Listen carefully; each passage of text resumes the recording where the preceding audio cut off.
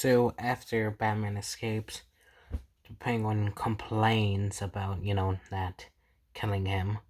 But Max Shreck brushes that off as no one, believes the mayor anymore or Batman. So yeah, basically, all of Gotham now is believing in Oswald Cobblepot.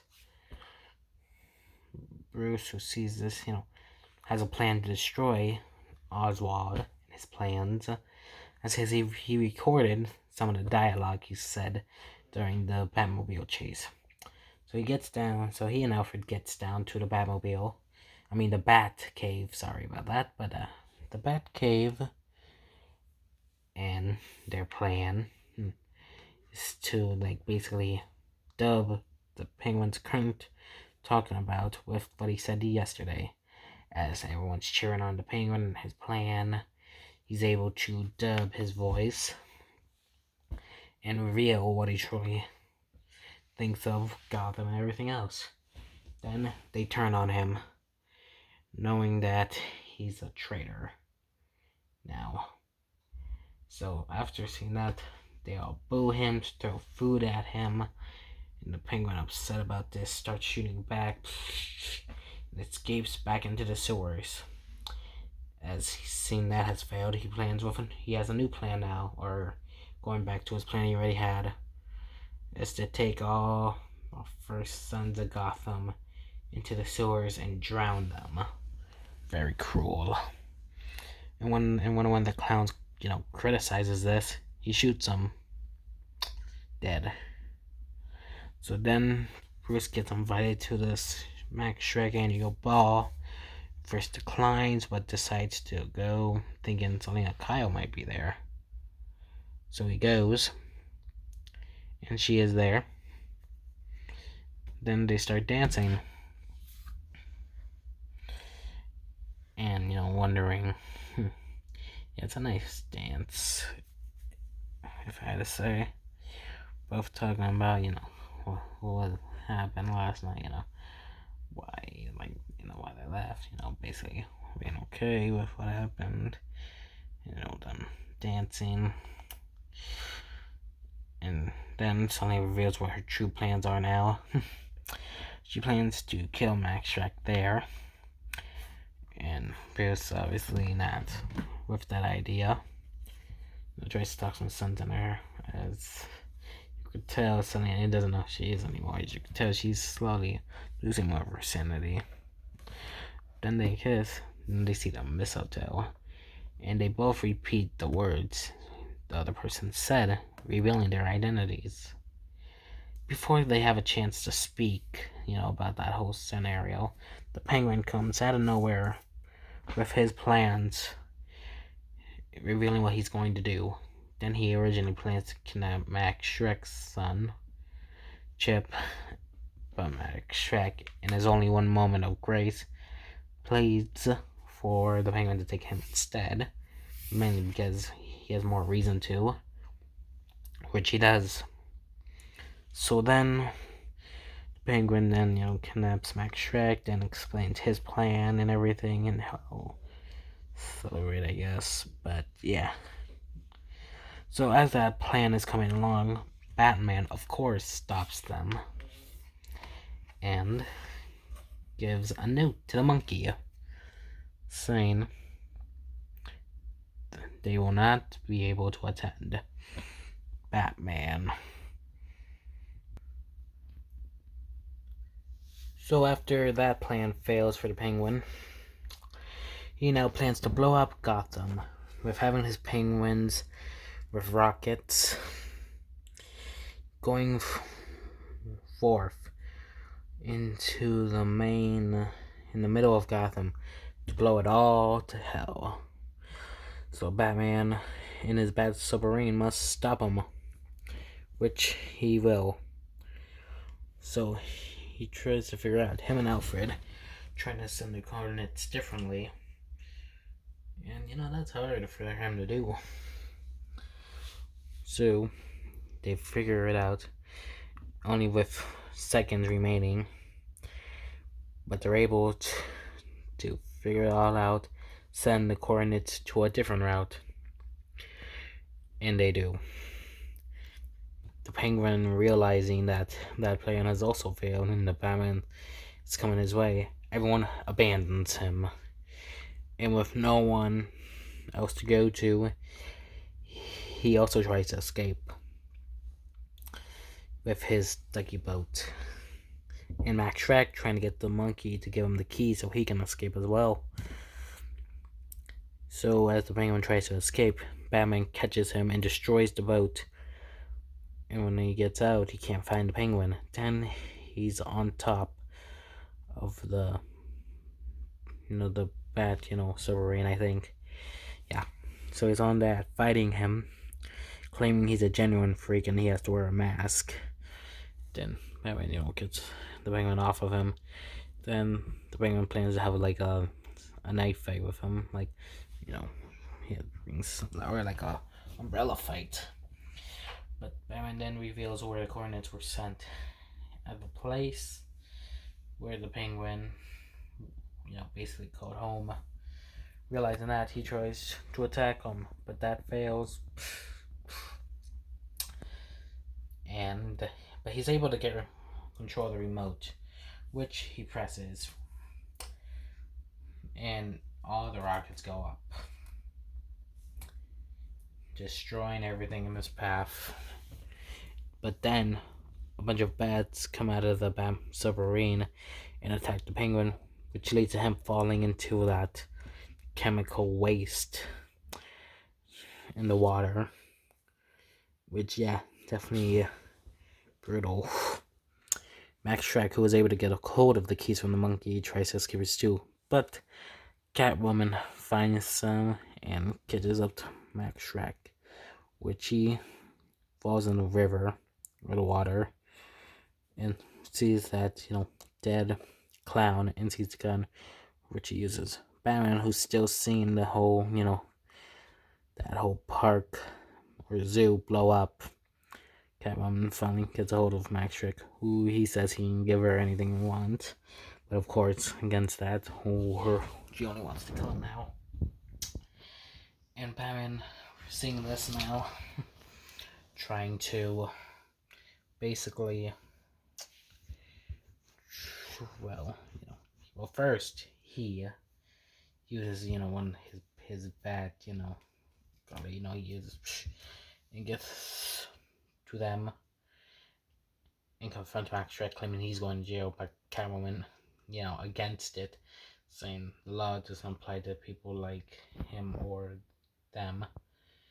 But, Batman trying to figure out why Catwoman's doing this, then says, why don't we take him to the police and go home? Basically, Batman's trying to reason with Catwoman and everything, but more with Bruce this time, because they know who they are, trying to reason with each other, claiming they're the same.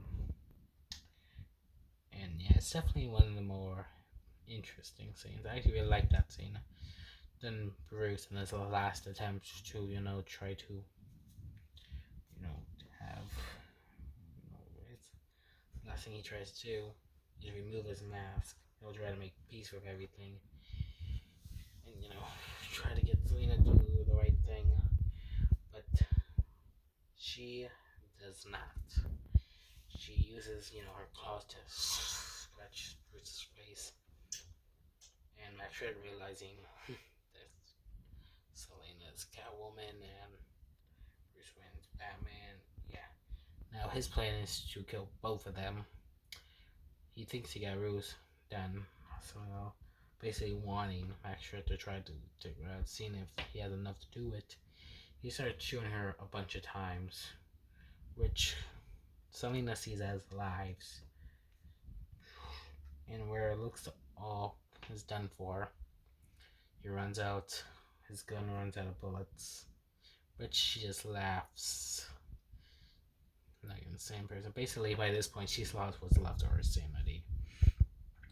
So now she plans to use the taser she got from the beginning of the movie to electrocute herself and Max Shrek with this power grid.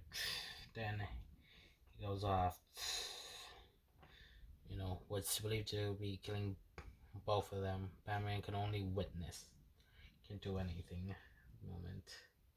And when it finally goes off, he rushes to see if Selina's still alive.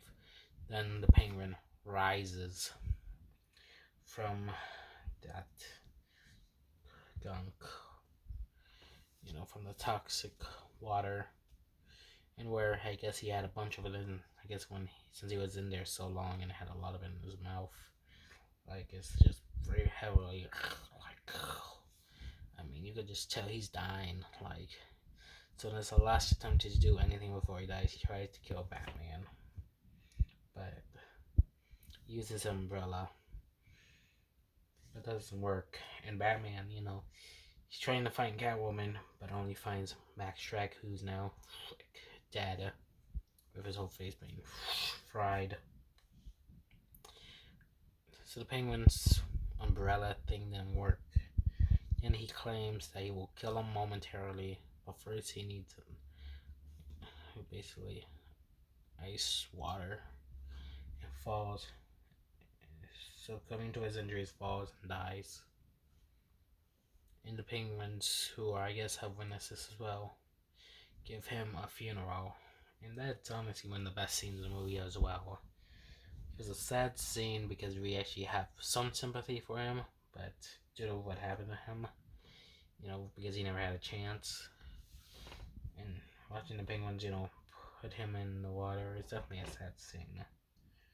And the music, again, is just beautiful. Yeah. This is probably Batman at its best with the music and some of its drama. So, the Penguin is put to rest. Batman, Bruce couldn't find Selina. So yeah, basically him and Alfred are driving home, where Bruce believes he sees Selina, shadow, and tells Alfred to stop the car. He gets out to hopefully find her, but no. There's nothing as he looks both ways. And the music, again, is just so beautiful. That's honestly one of my favorites. Like, the ending of the music was just beautiful. But he finds a cat who he decides to adopt. And yeah, it's definitely a sad scene, but I felt like it's a good scene, more bittersweet. So we see Bruce, walking. As he likely now is going to have to move on now. I don't know if he knows if Selina's dead or not. They never necessarily explained it. Whether or not he knows if she's, dead or not.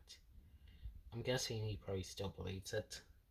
So as he gets back in his car, but before, he did that, he took one last look, saying nothing.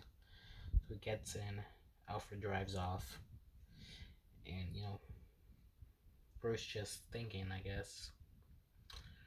Alfred, wishes Bruce Merry Christmas, as Bruce wishes Alfred the same. As he, gives, like, a will towards men and women. So they both drive off. And then the movie, thing goes up into the sky, where the bat logo is lit. The bat symbol is lit. Obviously showing that they now forgive Batman for crimes he didn't commit. And showing he's going to fight another day. Then we see Catwoman appear, and her cell appears, suggesting she has survived. And that was the end of Batman Returns and Batman, the Tim Burton Batman Forever. Yeah, this is a great movie. Definitely criminally underrated. When it first got released, people did not like it because of its creepy tone and everything. And I can understand that, but still, it just got too much hate. Nowadays, people now see this as one of the best Batman movies. Now they do, but yeah.